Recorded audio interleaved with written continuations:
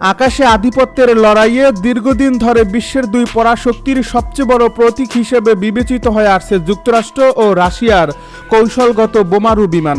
একটি দেশের সামরিক শক্তির অন্যতম প্রধান ভিত্তি হিসেবে পরিচিত এই যুদ্ধ বিমানগুলো শুধু প্রচলিত অস্ত্র নয়, প্রয়োজনে পারমাণবিক অস্ত্র বহনের সক্ষমতা রাখে।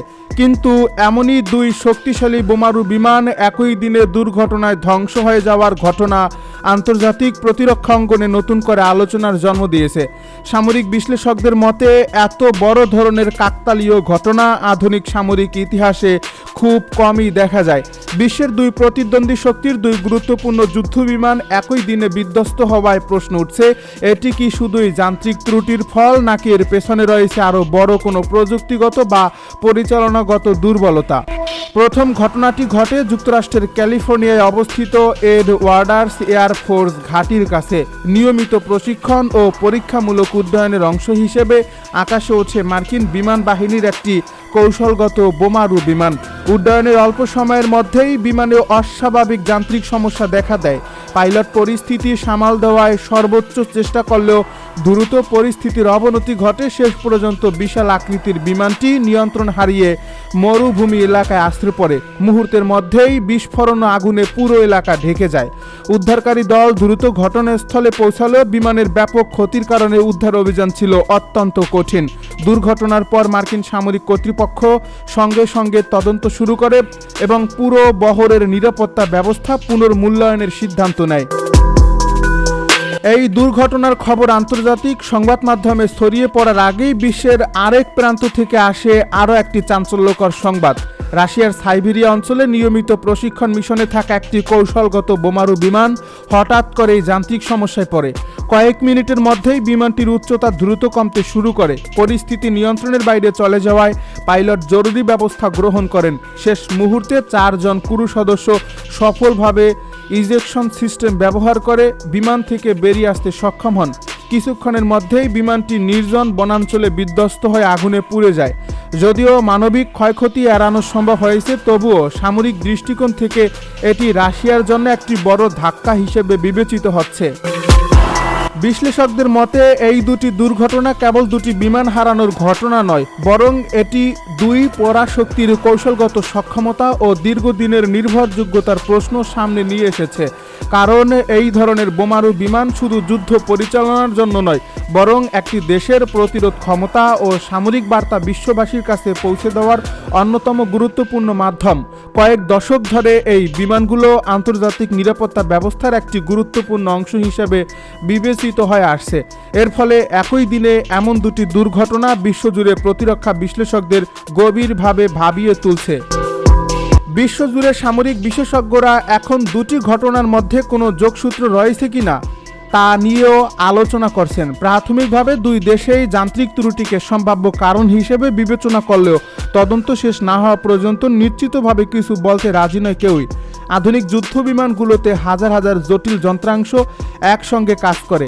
একটি ছোট প্রযুক্তিগত ত্রুটিও কখনো কখনো বিশাল দুর্ঘটনার কারণ হয়ে দাঁড়াতে পারে। তাই প্রতিটি তথ্য অত্যন্ত সতর্কতার সঙ্গে যাচাই করছেন তদন্তকারীরা। বিশেষজ্ঞদের মতে বিশ্বের সবচেয়ে উন্নত সামরিক প্রযুক্তিও শতভাগ ঝুঁকিমুক্ত নয়।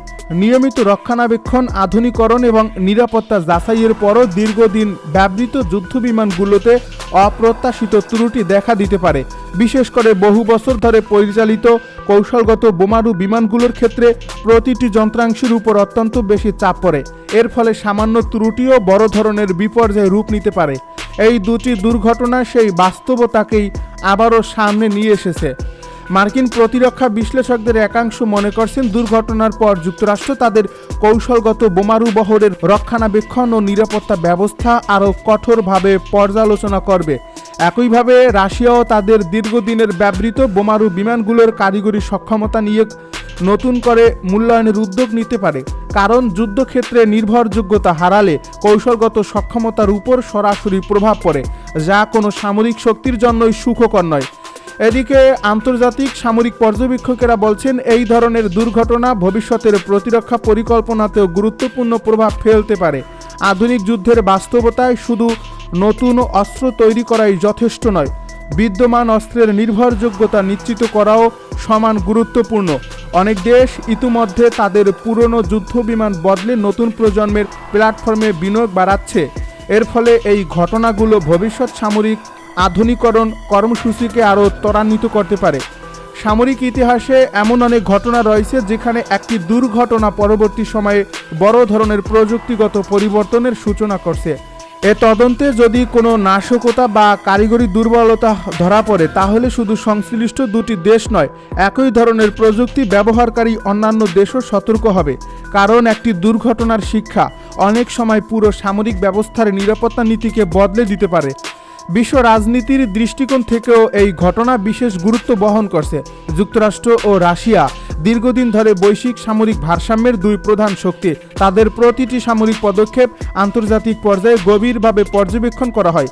এর ফলে একই দিনে উভয় দেশের গুরুত্বপূর্ণ বোমারু বিমান দুর্ঘটনার শিকার হওয়ায় স্বাভাবিকভাবেই বিশ্বজুড়ে কৌতূহল ও আলোচনার সৃষ্টি হয়েছে।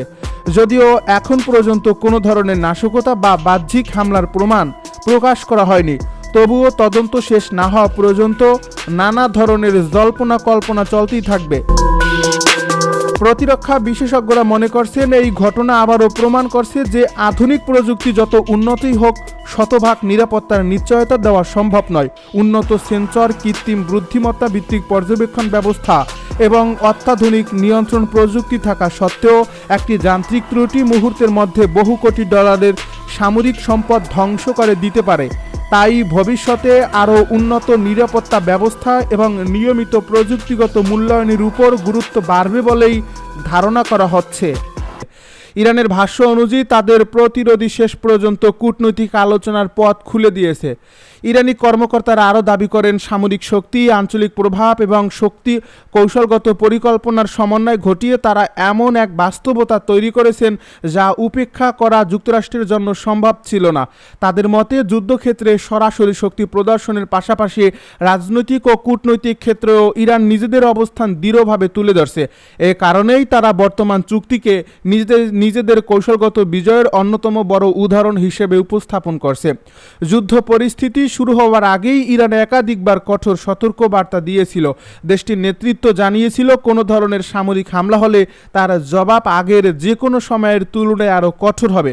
ইরানি গণমাধ্যমের ভাষ্যমতে সংঘাত শুরু হওয়ার পর সেই সতর্কবার্তার বাস্তব প্রতিফলন দেখা যায়।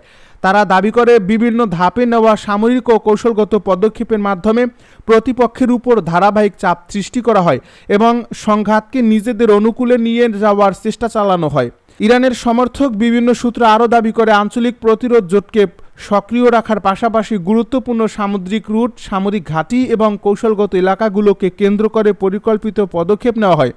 তাদের বক্তব্য অনুযায়ী এসব পদক্ষেপের লক্ষ্য ছিল প্রতিপক্ষের সামরিক সক্ষমতা কমিয়ে আনা এবং আন্তর্জাতিক অঙ্গনে চাপ সৃষ্টি করা।